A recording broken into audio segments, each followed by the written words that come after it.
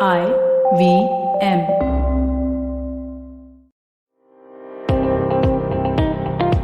Welcome to All Things Policy, a daily podcast supported by Pragati, a flagship media initiative of the Takshashila institution. We are a bunch of policy nerds based in Bengaluru, and we like to bring fresh perspectives to Indian affairs and an Indian perspective to global affairs. So grab a cup of coffee, sit back, and join us for today's chat. Hello and welcome to All Things Policy. I'm Manoj Kewalramani, and today I have with me my colleague Rohan Seth. And while this is the new year and we've all hoped that you've had a wonderful celebration, we're still continuing our series from 2021, which is talking about the different books that we've read. And hopefully this can give you a little bit more to start off your reading habit in 2022. So Rohan, nothing better to start a new year with a new set of books.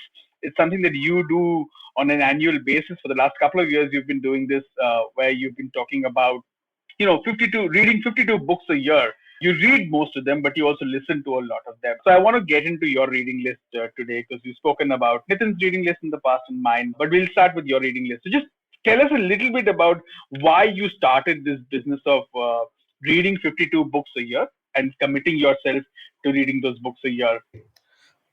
Hey Manoj, thanks. We've done 2 episodes on this, and it's been an absolute pleasure. So happy to be back for the third one. This time Nitin's not here, which is a shame, but let me see if I can contribute. So I started with a goal of 30 in 2019. So that was 2 years ago, because someone who I look up to a lot, who's Rahul Mathan. He is, of course, an excellent lawyer and works in tech and policy. He had a reading list that said that he read 52 books a year. And I thought that was such an exceptional thing to do, because it was just such a huge amount of books that he used to go through. So I told myself that if I was able to do 30 books a year, I would sort of reward myself in a small way. So it really started out as like something that I'd do on the side. And before I knew it, I had went to 52. So my Twitter thread says this, that I'm trying to read more than 30 books a year, and I end up reading 52. So I share it on Twitter because it's a system of public accountability. I feel like if that wasn't there, then I might slack off. So it's really a system to keep me in check.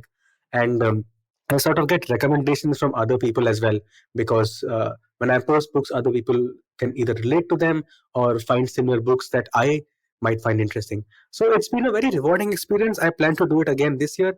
Again, I might not aim for 52. I might just aim for 30, because there's a bunch of other stuff that I'm consuming and habits that I've developed that might not let me read 52, but there is no harm in trying. So that's the basic story behind how I started this. I'm curious as to, it's difficult to go through so much content, right? And it's really difficult to sort of absorb. So, and like I said in the beginning, I know that, you read quite a bit, but you also listen to audiobooks. So I want to sort of go into firstly, how do you choose the kind of books that you read? Because again, reading academic, non-fiction, can sustained over a period of time can become difficult, and obviously when we read some of this stuff, we read it for specific purposes also, but also out of interest. So how do you firstly structure your reading list? Because it's not just all say tech related academic nonfiction. You read a wide range of things. So how do you choose what you're going through? I think that's a very personal question in a sense, because I feel like everyone has their own method. So what I follow really is interest based. I try not to suffer books, because I mean, you can, if you're going to read 800 pages on philosophy, I mean, some people might find that very interesting, but to me, I would feel like it's 800 pages of pure sufferance. So instead, what I sort of do is look at topics that I'm interested in. So you'll see that over the past 24 months, my reading is like, I used to love reading about tech. I still like reading about it, but now I have gotten more diverse. I sort of look at stuff that footballers have talked about, because I love football, and generally stuff that comedians are doing. So it has diversified in that sense. The selection, I think, is really important also, because there is so much to read out there that you can get underwhelmed. So apart from my interests, I sort of take recommendations really seriously. So recommendations from friends and people who I sort of really respect. So I do a lot of reading based on reading lists. So I follow two lists really closely. One of them is by the New York Times. They come out with excellent books on a range of issues. So there is that. And then also there is a website called Rest of World. It's by Sophie Schmidt, I think her name is. She's the founder of the website. And she also comes up with, the website comes up with great books around the impact of tech in areas like Latin America, like India, and so on. So really, like recommendations and interests are the two sort of driving forces that curate my reading list. Right. So it's interesting that you mentioned this breadth, right? I mean, you read from football to tech to biographies, this entire sort of thing. Is it? I mean, is it a conscious effort? Because I mean, in the last couple of years that we've done these annual podcasts on books, you and I have both had this insight into the limitation of our reading list, which is that we tend to read very specific stuff based on our sort of professional interests rather than something broader. So, have you also included more fiction into your reading list? And is this a conscious effort also, or like you said, just based on lists that you're going through? Yeah, I think it's a bit of a conscious effort, but I think a lot of it is also led by aversion to certain kinds of reading. So let me explain. See, consciously, I have tried to read more fiction or sort of look at Harry Potter, or I got introduced to P.G. Woodhouse, so the Jeeves collection. It was incredibly funny. When I was a kid, I would never understand what the hype was all about, but now I get it. But really, I think the reason I've been able to switch to at least some fiction is that at a certain point in time, when you've read enough tech books, you realize that most of the techlash is just saying the same thing but using different words. And I think, like, as long as a book doesn't have hardcore data now, it does not interest me, especially when it comes to techlash, because everyone can say that, there is surveillance capitalism, there is a certain ethical dimension to how invention should be governed, or should be invented in the first place. So I think broadly that thing is now all said and done. I don't want to read another book on why tech is bad for us, because I get all the arguments now. So because of that, that one phase of reading sort of is done now, and it allows me to focus on fiction, because I feel like if I read one more book on techlash, I will get like four more white hair on my head, and that's not something I want to do. So collection of wanting to read more fiction and a result of not wanting to read more techlash has led to this shift, which has been for the better. It's interesting that I feel sort of something similar at times when I'm reading books on broadly the theme of China. But then again, China is such a broad theme that you can read granularly in many different domains, whether it's domestic politics, foreign policy, technology, whatever, history. So you get that sort of sense that there will be similarities and continuities which make reading easier after a certain point of time, because it allows you to sort of go through some of the material much more quickly because you're just so familiar with it, and it allows you to then sort of just pick on specific aspects that an author may have sort of done anew, or maybe the new lens that they have brought to an existing subject, and it allows you to then focus just on that. So it makes your reading list more particular, less general in that sense.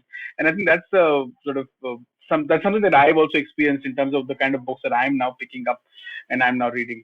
I also wanted to get to one more thing because I face this a lot. I'm a terribly slow reader. It takes me a long time to go through books, and particularly the kind of books that I'm reading, which I spoke about in the previous episode. I tend to underline, make notes, do a lot of that. So I'm a very sort of careful reader to try and sort of like this year I read Ambassador Shankar Menon's book, and at the end of the book, I read it on my Kindle, and when I exported my highlights and notes, it was about 85 pages. So, I do a lot of that, which takes me time. How do you approach it? Given that you go through a lot of audiobooks also. So, how do you sort of keep track and note of things that you thought were interesting, things that you want to refer back to sometime, or things that may be useful for you professionally in terms of research? That's a good question. I will just say that 85 page notes is like a little book onto itself. So if you would like to publish that sometime, just a collection of your notes, I would be happy to read that as well. But I feel like, see, when I was a kid, I found it hard to read for leisure. So, like you said, you sort of read, you make notes. So generally I used to read to learn, so I used to make notes, I used to underline. So some of the books are just filled with digital underlines, and I think that's like, when I look back at it, I feel like I have sort of evolved from that a little bit. I say that because having switched to audiobooks, now I sort of am most selective about what I retain, because I think some of the stats and figures, I remember collecting them and never using them. So my Google Play, so one of the features of the Google Play books is that when you make notes, there's a common Google Doc of all the notes from a particular book. And I never actually went back to refer to any of the data points, any of the arguments, because I never needed them. And even today, they are just lying in my Google Drive. So I started being more selective in what I retain, because now I sort of try to retain more anecdotes and stories, and they serve as a good link. So if, let's say, I have to retain a few anecdotes for my column that I write in Deccan Herald, right? So one of them was from this book called Hatching Twitter by Nick Bilton, I think the guy's name is. So there is a story about how Twitter facilitates a revolution in Iran. Not facilitates, but doesn't stop by just shifting its maintenance time. Now, that anecdote is very interesting. The data I don't remember, but I'm sure little anecdotes like these, when I go back to them, then 2 to 3 pages around them, I'll be able to find all the necessary data. So I make notes, some thoughts I do have while even reading or listening to audiobooks or while reading books, but a lot of them are now centered around stories or things that I found interesting, because generally the stuff that I need to highlight or to go back for research is around those stories. So that's my method, and I guess everyone has a different kind of memory, different, like some people might remember charts better, but for me this works best. Right. I mean, again, like I said, 85 pages of notes is really problematic at the end of the day because you end up struggling what you wanted to find.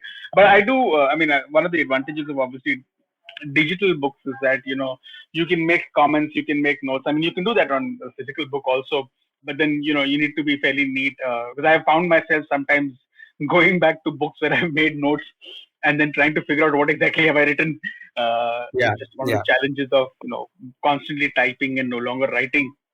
But yeah, I mean that I think it helps in some ways, particularly if you're professionally engaged, that you go back to places where you've made notes and you go back to things and you see, if you're particularly doing research in a subject area, to go back and see certain things is really useful. Then to sort of make those notes. I mean, one of the things that I started doing off late is using post-it notes and stick-ons to just mark exactly what is it on the page that I thought was interesting, rather than underlining and just noting. And I've done this a lot with physical books recently, where I've just used a little bit of a poster to write exactly what is it on this page that I thought was interesting, and what was the thought that it generated, what was the thought that it provoked in me, so that in future I can go on. Because I found knowledge management even digitally to eventually be really, really difficult, particularly since all of it is useful from the point of view of professional work that I'm doing. I wanted to get to now the books that you have read specifically, and what are the kind of books that you thought that stood out the most to you in your reading? I think a lot of books this year stood out to me, and that's because I read. My breadth was this time longer, so I'll start with a few. And so, tech-wise, as I said, I did not go into techlash, but I did look at specific cases. So I was really interested in the Samsung story, because see, we don't talk about Samsung enough. We talk about antitrust, we talk about Apple, Facebook, Google, but Samsung's really just this huge, massive company based out of South Korea, and it's hard to sort of gauge uh, what it's uh, what it stood for and so on, at least for me, because I feel like I am fairly ignorant of things until I read about them. So I read this book called Samsung Rising, which I think was my tech read of the year. There's also a book on Tim Cook, but I feel like the Samsung one is sort of edges that out significantly. Of course, there's Hatching Twitter that Clearly, also.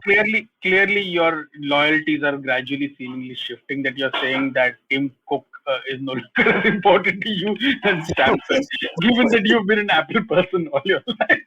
No, it's not that. No hard feelings to Tim. It's just that my loyalty is never lay with them in the first place. I like Apple, but sort of see. I think one of the fascinating things that I thought about the Tim Cook book was that the book claims that Tim Cook is the best CEO that Apple's ever had. And if you know anything about Apple, it's that that statement is a fairly contentious one because Apple's had Steve Jobs as a CEO. And sort of the interesting bit about that book was that it defines CEO in a way that favors Cook. It is that he's, I think, the smoothest operator in business, very good with supply chains, and which is why Apple can sort of roll out these many products every year. And so it really highlighted the importance of quote unquote the boring stuff that he does. But again, like that's great insight to know, but I knew a little bit about it already. The Samsung bit I knew absolutely nothing about. So for example, Samsung has health insurance in South Korea. That's something that sort of encapsulated for me how huge Samsung is there. And I think multiple points in the book refer to South Korea as the Republic of Samsung. So this is a place where I learned a lot about a certain company and about Tim Cook. I think some bits I already knew. So no hard feelings there, but Samsung just edges that out a little bit. Okay, so we'll take a quick break now and then we'll come back and we'll talk about the other books that you found interesting apart from your desertion of Tim Cook. We'll Of talk course. about those once we come back. A wise man once said, traveling, it makes you speechless, then turns you into a storyteller. Well, listen to such travel stories and experiences exploring India on the Musafir Stories with us, Saif and Faiza. Catch us on the IVM website, app, or wherever you get your podcasts from. Hello and welcome to All Things Policy. I'm Manoj Kewalramani and I've been discussing books with my colleague Rohan Seth in this final episode of our three-part series on the books that we've read, we found interesting in the last year in 2021. Once again, I hope that you've all had a wonderful new year and I hope that you've started to pick up the reading habit. If not, there are some tips that we've already discussed and we're now on to discussing the books that we're reading. Before we get back to Rohan and the books that he's been reading over the last year, I just wanted to say that, if you're interested in any of the things that we've been talking about, and if you're listening to this podcast and you're obviously interested in policy issues, I do recommend that you go and check out the courses that we offer at Takshashila. There's a bunch of them ranging from 12 weeks to a year. We talk about public policy, we talk about technology policy, we talk about defense and foreign affairs, and of course, health and life sciences. You can check out all the different streams and you can choose a course that suits your needs. I think it'll be a rewarding experience if you take a look at that and just, sign up for one of those, particularly if you're interested in policy issues. Rohan, getting back to you and the book that you've been reading, we spoke about how you basically deserted Apple and you've started to move towards Samsung. So, what about the other books? What are the other sort of things? Tell me you've read Jack Ma also and you're moving towards Alibaba too. I would try and move towards Alibaba. It's just that I don't think they have the the supply chain that delivers to India, and I think I am a loyal Amazon Prime subscriber. So those bases aside, I think this year more than ever, I looked at a range of stuff. As I said before, I think the book that sort of exemplifies that is Virginia Woolf's A Room of One's Own. Now, I feel like a lot of people listening to this podcast have already listened to Virginia Woolf, but I personally hadn't, and that is fairly ignorant of me. But I did sort of do my part and learn more about gender and so on. And I think that was one of the most amazing books I had read this year because one of the good arguments that she makes, if you listen to the book as I did, is that one thing that people like, there are two things people need to express themselves clearly, and one of them is of course a room of one's own.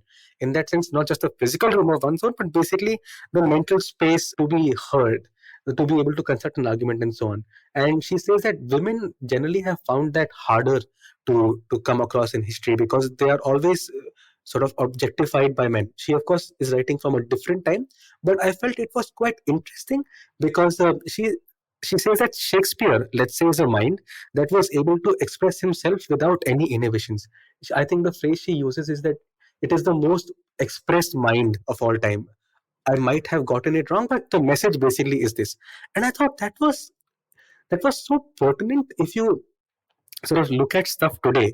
I mean, if you look at, let's say, the Bollywood songs today, and I think this is super sort of interesting to me, is that a lot of the Bollywood songs today, if you look at them, they are sort of not written from a women's angle, but instead of a sort of a male angle. So it's like and I'm going to go into Hindi now, but it's like "Tujhe aksa beach khuma दूं chalti kya," or like "Sheila ki jawani," or and stuff like this. So really, like, it's hard to get across the fact that it's harder for women to express themselves, at least in Bollywood songs that I listen to, and Virginia Woolf sort of made that clear to me. So this is something I wouldn't have read last year, but this year I was able to come across this, and I think I'm a better person for it. Apart from that, I focused a lot on sport because I feel like there is value in going a little specific into different disciplines. And I was able to read Johan Cruyff's biography. It's called My Turn. It's a pun on the Cruyff turn. It's a move that he used to do in football. But the basic, it's not just Cruyff's story that's interesting. Of course, he is an excellent footballer, but I think he's more of a thinker than sort of an athlete. So he's got a range of sports that he learns from, and he applies his learnings to football. So at one point it's like you would think they're playing a different sport because he sort of manipulates space, manipulates time. He's not someone who's very athletic. He smokes a lot, but on the pitch he's dictating how the plays are supposed to be made. And his right hand man is actually a water polo coach. So I thought it was so incredibly interesting that football has evolved not because of developments in just football, but because Cruyff, of course, was able to sort of build it from different sports and from sort of the genius that he was. And then following up on that, of course, that is the Cruyff is the school from which Barcelona learns a lot from, Ajax learns a lot from, Manchester City learns a lot from, Bayern does as well. But Barcelona itself, which is of course sort of the peak of Cruyffism, is sort of now in structural decline. So I read a book called The Barcelona Complex by a journalist called Simon Cooper and learned about how bad management has led to basically one of the past century's greatest clubs to sort of institutional decline. And it has really been quite a journey reading those books one after the other because you sort of get a deep sense of the understanding of how something was built and how it's being torn apart right now. So I think those were some of the highlights that I had. And yeah, of course, then Jeeves and Chinmay Tumbe's Age of Pandemics was another one. There's an excellent podcast that he's done with Amit Verma. And the one thing that got me hooked onto the book was that all these different city boards, like the Bombay board and so on, municipal councils, a lot of them are formed to battle different pandemics, different epidemics. So, sort of that is the breadth that I was able to go into this year, and I hope it continues next year as well. I think it's fascinating that you were talking about football and Johan Cruyff. I mean, I remember growing up at a time when I used to be a big fan of the Netherlands, and the Netherlands football team crushed when they got knocked out in the '94 World Cup. And Cruyff was a big part of the reason. Obviously, Cruyff was before I started watching football, but I've watched a lot of his games and thought he was absolutely fantastic. But it's great that you've actually managed to broaden your horizons and do all these different sort of readings, which, like we've spoken a couple of years ago, those have not been part of the regular readings that you and I have essentially talked about. But it's great to see that there is this absolutely different set of readings. I want to understand, you said that, you read Virginia Woolf and they sort of, her books gave you the sense of also what are the sort of challenges that women end up encountering in the public space and how popular culture is so skewed in a place where women would end up feeling uncomfortable. Do any of these, is this just a conscious effort to try and build up your own intellectual capacity and sort of broaden your horizons, or is it also driven by some degree of sense of that these diverse instincts and inputs that you develop can help your professional work? I'm not sure I have the answer to that because I haven't reflected deeply enough. From my limited gatherings of this, I will not pretend to understand that I understand the challenges women face in any sort of caste, class, and so on. I acknowledge that I come from a very different world, but I feel like there is at least value in understanding sort of how these challenges came about to be, how sort of the view on the other side is, because I feel like I am fairly ignorant and I want to sort of learn how feminism sort of translates itself, expresses itself. Because see, even in tech products, and I think you and I were part of the presentation that Suman was giving at Tank Scrub. It's an internal meeting that we have about how Google Maps sort of gives us the fastest route, right, or the shortest route. But if there was if there were enough women designing it, maybe Google Maps would also have a safest route with the most lights and so on. So these are challenges that I would never have sort of gotten to know about if if I was not exposed to ideas and concerns on the other side. So I feel like it's basically trying to make a conscious effort to say that, listen, the kind of work that I do, the kind of writings that I write, at least sort of acknowledge, or at least make an attempt to acknowledge that stuff that I am saying might not apply universally, because truly it doesn't. It really doesn't. Turning cameras on in meetings is one example where studies tell us that women have to make more of an effort. I'm not sure if I can find a paper, if I can recall the name of the paper, but it says that generally you'll see women turning on their videos less at meetings because they are more fatigued. And I think I don't know enough. I have not felt that fatigue, and that's exactly the point. So it's more of a conscious effort, and I feel like I should do better in going there. So yeah. I think that's a fantastic note to end this conversation. All of us should be reading more from the point of view of trying to become better informed, but also, better people in that sense, and implementing the kind of things that we learn in our daily lives. Rohan, thanks so much. This has been fascinating. And again, folks, if you're reading some of the books that we've talked about, or if you're reading something that you think that we should be reading, do please write to us and share your thoughts. And once again, like I said, if you're interested in policy, do check out our website and check out the courses that we offer. Thanks so much, Ron. Thank you. If you liked our show, don't forget to check out other interesting podcasts on the IVM network. You can tune into them on the IVM Podcast app, ivmpodcast.com, or wherever you listen to your podcasts. You can also follow IVM on social media. The handle is @IVM Podcasts on Twitter, Facebook, and Instagram. And hey, if you'd like to dive into Takshashila's research on technology, strategy, and economic affairs, check us out at our Twitter handle @TakshashilaINST or our website takshashila.org.in. Hey, it's been another great week on the IVM Podcast Network. This week on Shunya One, Shiladitya and I talked to Sumit Shah. He's the founder and CEO of Dukaan, an e-commerce platform where merchants can set up their shops using their smartphones. This is being used by a lot of Kirana shop owners throughout the country and is a really interesting conversation for you to listen to. On Say No to Drama, Chetna is here to talk about the importance of living in the present. This week on Khel Niti, Madan Lal recalls the 1983 World Cup and reviews the film 83 with our host Rajiv Mishra. On Football Shitball, Sivasa, Prey and Karthik talk about the latest Premier League matches, Ramos getting his first red card for PSG and Barcelona's draw with Seville. And on Pulyabazi, Pranay and Saurabh try to figure out why India has not been able to become the world's electronic supplier. Do follow us on social media. We're IVM Podcast on Twitter, Facebook, Instagram, and LinkedIn. If you're enjoying this show or any of our other shows for that matter, do tell a friend. The word of mouth absolutely is essential to us. Don't forget to rate us on any of the platforms that you've been listening to. And also, I'd like to ask everybody to check us out on YouTube. We have a number of channels going. You can find all of them on ivmpodcast.com/YouTube. And finally, we'd like to thank our sponsors this week, Cred, Bank of Baroda, CoinSwitch, Kuber, and Intel. Thank you so much for making this possible. We live in an age of disruption, of immense change in every aspect of work, life, and business. But is the old way of doing things truly dead? And are we ever going to stop saying the new normal?